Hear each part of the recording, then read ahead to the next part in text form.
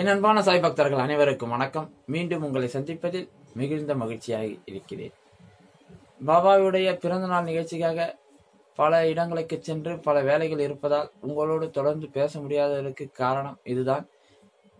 எனக்கு வேலைக்கு போய்விட்டு மீதி இருக்கும் அந்த ஓய்வு நேரத்தில் மட்டுமே நான் இவற்றை செய்து கொண்டிருக்கிறேன் என்பதை நான் உங்களுக்கு தெரிவித்துக் கொள்கிறேன். அந்த ஓய்வு நேரத்தில் கிடைக்கும் போன்களை தவிர மற்ற போன்களை என்னால் பேச முடியவில்லை. அதற்கும் உங்களிடம் நான் மன்னிப்பை கேட்டுக்கொள்கிறேன். கண்டிப்பாக அனைவரிடம் பேசுவேன். போன் எனக்கு நேரத்தை பாபா ஒதுக்கி தருவார்.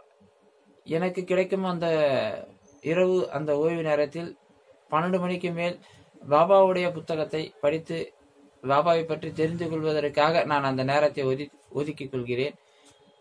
அப்படி ஒரு சம்பவம் நடைபெறுகிறது. நேற்று எனக்கு ஒரு தபாலில் இன்னொரு புத்தகத்தை ஒரு சாய் பக்தர் அனுப்பியிருக்கிறார். அவருக்கு எனது நன்றியினை தெரிவித்துக் கொள்கிறேன். பாபாவை பற்றி நாம் தெரிந்து கொள்வது எவ்வளவு முக்கியம் என்பதை மற்றவர்கள் உணர்ந்திருக்கிறார்கள்.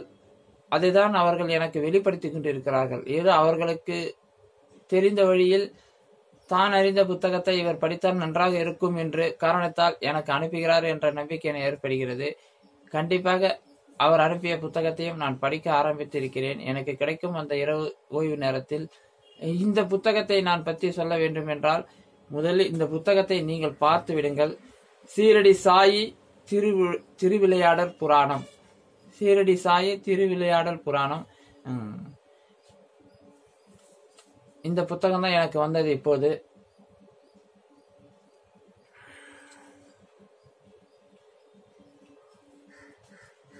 இதன் பின்பக்க அட்டை.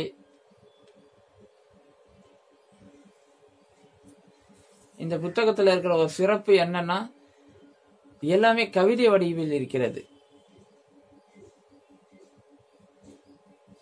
நரசிம்ம சுவாமிகள் எழுதிய டிவோட்டி எக்ஸ்பீரியன்ஸ் ஆஃப் சீரடி என்ற புத்தகத்தை அடிப்படையாக கொண்டு இந்த புத்தகத்தை எழுதியவர் கவிதை வடிவில் எழுதியிருக்கிறார். உண்மையில் ஒரு 4 வரி கவிதை எழுதுவதற்கே நாம் தயக்கமாக இருக்கும், அல்லது நம்மளால் முடியாது.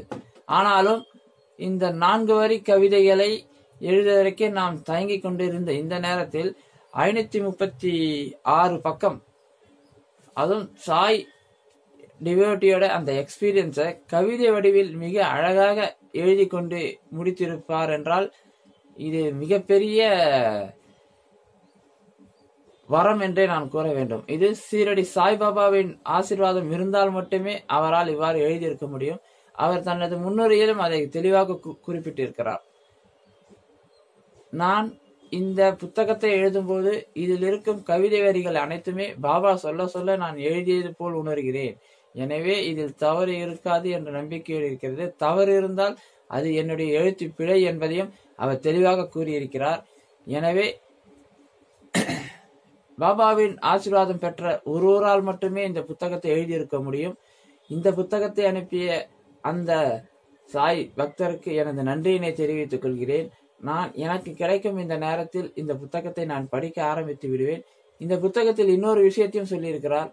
இந்த புத்தகத்தை வாங்கும் போது அதில் கிடைக்கும் ராயல்டி அனைத்தும் சாய் சமாஜத்துக்கு நேரடியாக அனுப்பி வைப்பதாக.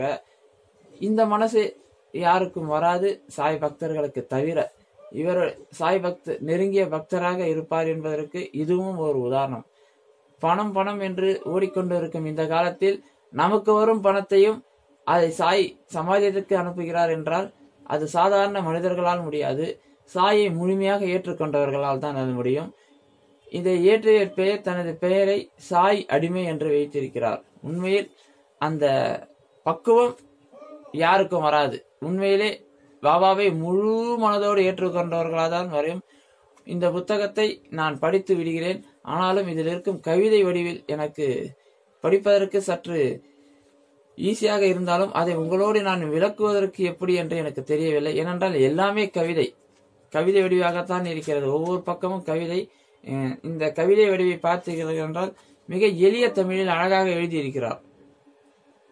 அந்த இலக்கணம் மாறாமலும் அழகாக எழுதியிருக்கிறார்.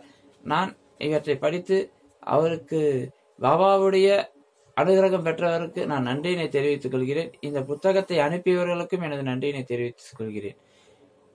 பாபாவை பற்றி தெரிந்து கொள்வதற்கு பாபா ஏதோ ஒரு வழி காட்டுவார். அந்த வழி இதுவும் ஒரு வழி என்பதை தெரிந்து கொள்கிறேன்.